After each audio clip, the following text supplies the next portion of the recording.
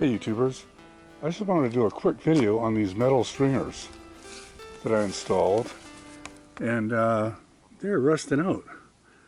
All three of them are rusting out. That's the worst spot there.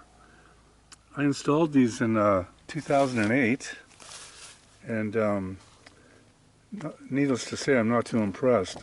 I'm going to have to replace them all this fall. Obviously I'm going to go with wood this time. Just to put this into perspective, I live in the southwest coast of BC on Vancouver Island, and we do get a lot of rain. But still, I never expected them to rust out like this. So anyway, they're going to have to be replaced, and they'll be replaced with wood. So thanks for watching this quick video. Check out my playlist up here in the corner, Going to the Country.